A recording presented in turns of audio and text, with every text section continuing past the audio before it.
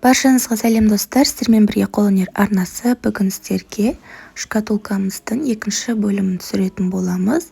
Алдыңғы бірінші бөлімде астыңғы бөлігі мен үстіңгі бөлігін тоққан болатынбыз. Енді бүгін екінші бөлімде шкатулкамыздың 4 аяғын тоқитын боламыз. Видеоны көрмес бұрын алдымен арнама тіркеліп, лайк басып, қолдап кетіңіздер. Видеоға мұқият қарап отырсаңыздар, барлығы өте түсінікті деген ойдамын. Ал енді шкатулкамызды ары қарай жалғастырамыз. Ең алдымен лескамызды аламыздағы ортасында тұрған үшінші моншақтан бастаймыз. Бұрыштағы. Мінекей, ортадағы үшінші моншақтан бастаймыз.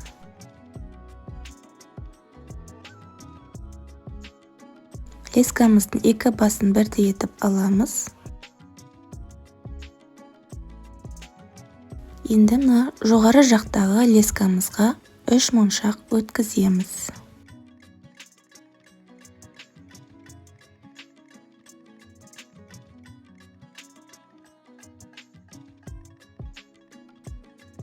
Крючок жасап бекітеміз.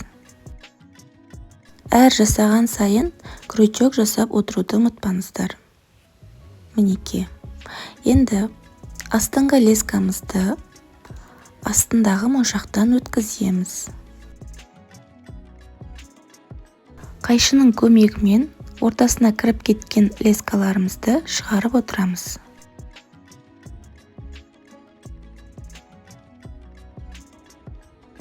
Енді астыңғы лескамызға 2 моншақ өткізіп бекітеміз.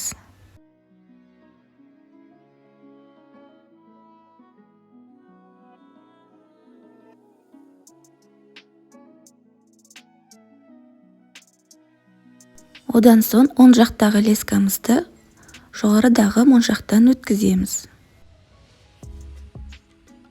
Енді сол жақтағы лескамызға 2 моншақ өткіземіз де бекітеміз.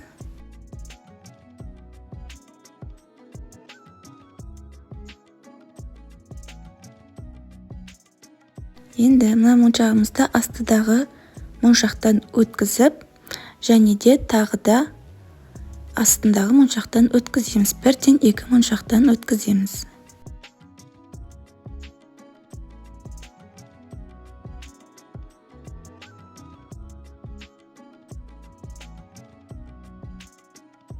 Енді осында кез келген лескамызға 1 моншақ өткізіп бекітеміз.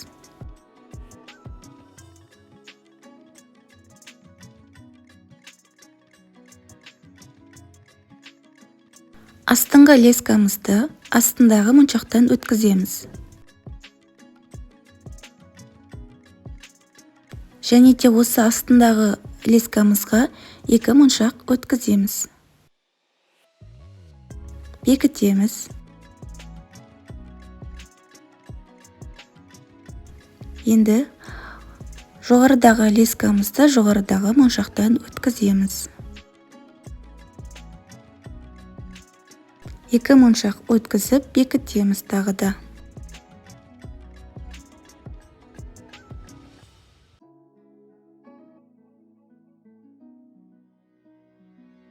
Енді астыға қарап тұрған моншағымыздан лескамызды өткіземіз.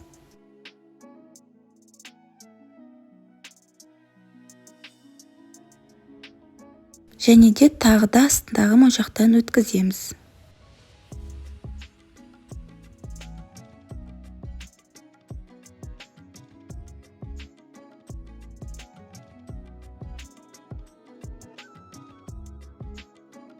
Енді осында 1 моншақ өткізіп бекітеміз.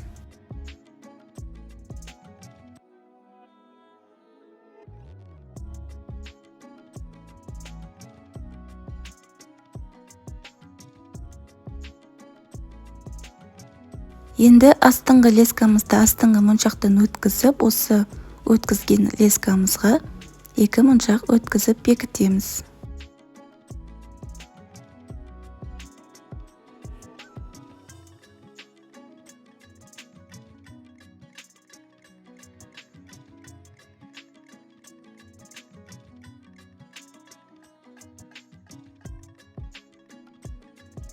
үстіңгі моншақтан өткіземіз лескамызды.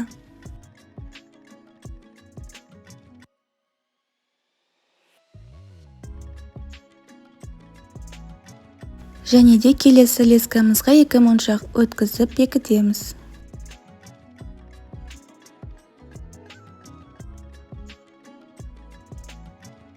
Енді оң жақтағы лескамызды астыңғы моншақтан өткізіп, содан соң тағы да астыңғы моншақтан өткіземіз.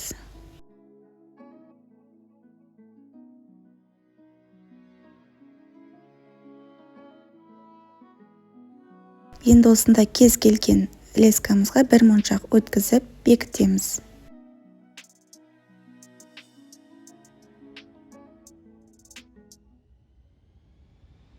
Астыңғы лескамызды астыңғы моншақтан өткіземіз.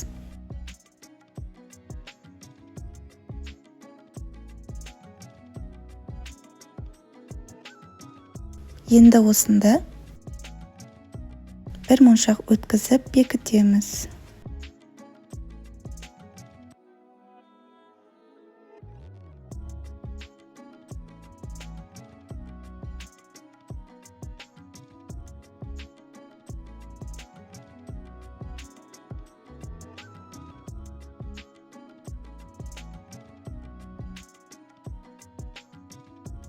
Енді лескамызды кері қарай өткіземіз.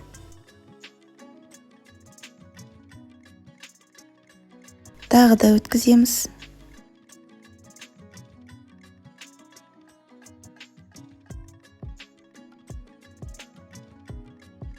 Осы 2 лескамызды ортада тұрған моншақтан шығаруымыз қажет. Ол үшін лескаларымызды қайтадан кері қарай өткіземіз.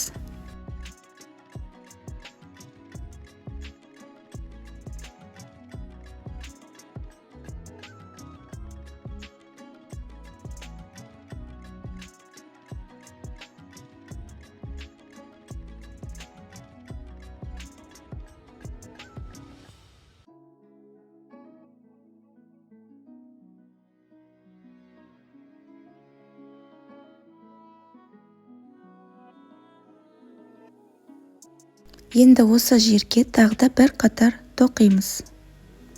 Ол үшін 3 моншақ алып лескамыздан өткіземіз. Бекітеміз. Астыңғы лескамызды астыңғы моншақтан өткіземіз.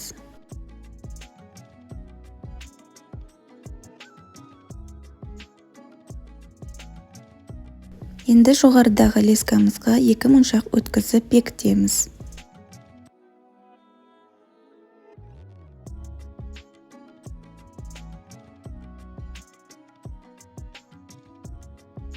Астыңғы моншақтан өткіземіз.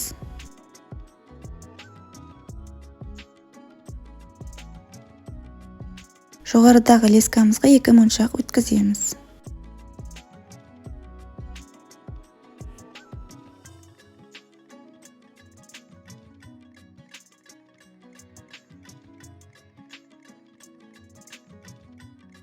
Лескамызды астыңғы моншақтан өткіземіз және де шетіндегі жоғары қарап тұрған моншақтан өткіземіз. 1-2 моншақтан. Енді осында кез келген лескамызға 1 моншақ өткіземіз.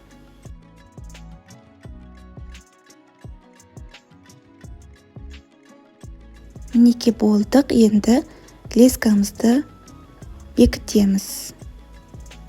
2 лескамызды артқа қарай өткізіп, ортадағы моншақтан крючок жасаймыз.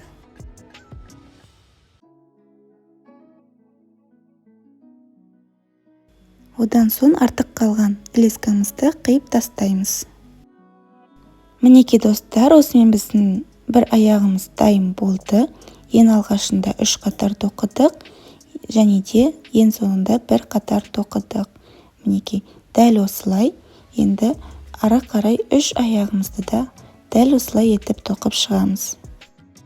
Мінекей достар, шкатулкамыздың 4 аяғында бірдей етіп тоқып шықты. Қараңыздар, өте керемет болып шықты. Мінекей. Енді біз шкатулкамыздың төбесі мен астыңғы осы бөлігін екеуін бірге қосатын боламыз. Ол үшін алдында біз тоқып алған үстіңгі бөлігімізді аламыз, екеуін біріктіреміз.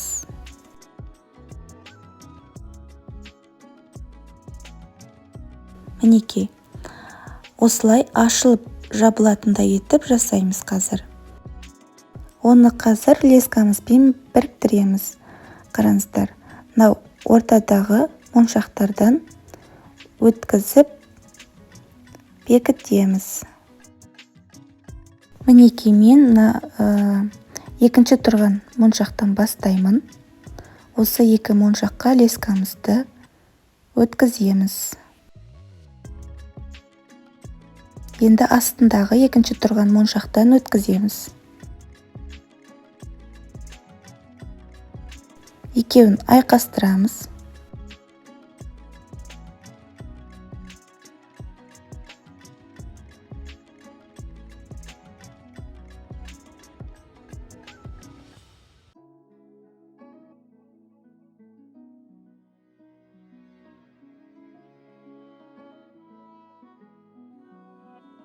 Енді мынау астында тұрған моншақтан өткіземіз.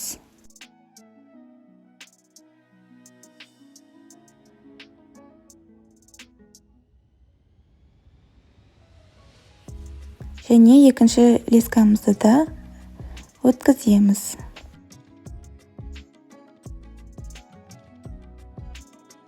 Мінекей, өткіздік. Енді астындағы екі моншақтан өткіземіз. Екі лескамызды.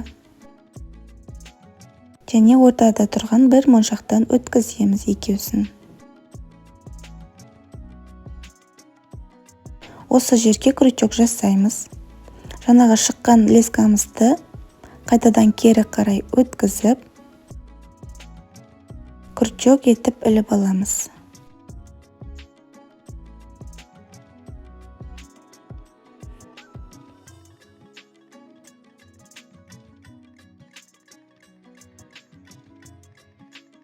Мінекей, енді тағы да осылай бір рет қайталаймыз. Одан соң лескамыздың артық қалған жерін қиып тастасаңыздар болады.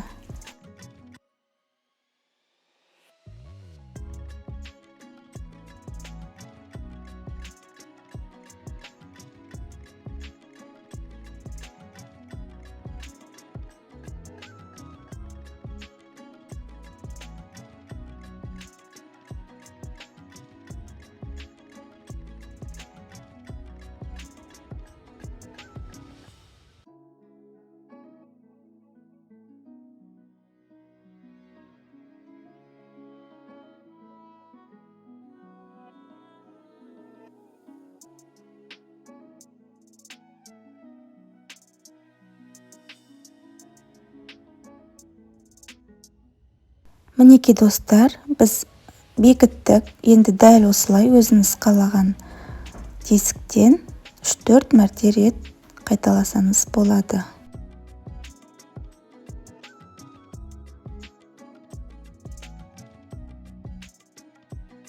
Мінекей достар, мен осы екі моншақтан және мына шетіндегі екі моншақтан өткізіп бекіттім. Қараңыздар, біздің шкатулкамыз осылай ашылып жабылады. Енді біз бұл шкатулкамыздың алдындағы ұстайтын жерін тоқысаңыздар болады. Қақ ортасындағы екі моншаққа тоқисыздар. Мінекей, дәл осылай тоқып шығасыздар. Қараңыздар, осылай ұстап ашқанға өте ыңғайлы. Енді қараңыздар, біз шкатулкамызды толығымен тоқып біттік. Енді бір ғана затын жасау қалды. Ол біздің ашып жапқан кездегі мынау екі шетінде ұстап тұратын жері. Оны қалай жасаймыз, қазір сіздерге көрсетемін. Ол үшін бізге осындай бисерге арналған өте жұқа леска қажет болады. Осы лесканы қиып аламыздағы шкатулкамыздың ашылып жабылатын екі шетіне орналастырамыз. Мінекей. Енді жаңағы қиып алған лескамызды екі қабаттап, 3 аттап, 4-сінен өткіземіз.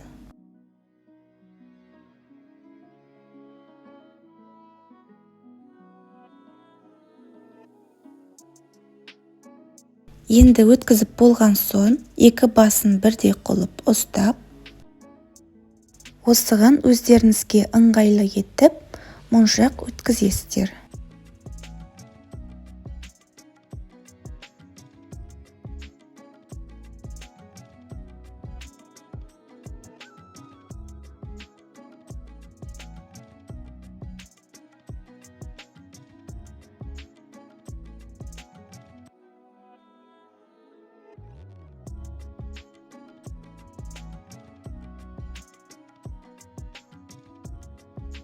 Мінекей моншағымызды өткізіп болған соң, лескамызды астыңғы қабаттағы моншақтан өткіземіз. Өздеріңізге ыңғайлы етіп жасап алыңыздар. Мінекей мен осы жердегі моншақтан лескамды өткіземін.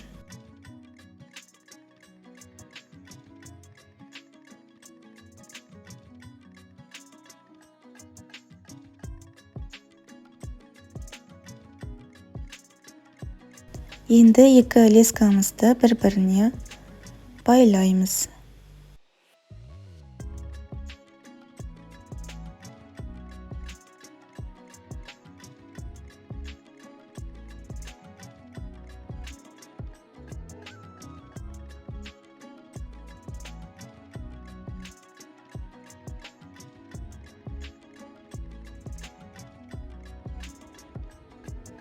Мінекей достар, осылай жапқан кезде көрінбейді, ашқан кезде біздің айнамызды ұстап тұрады. Мінекей дәл осылай.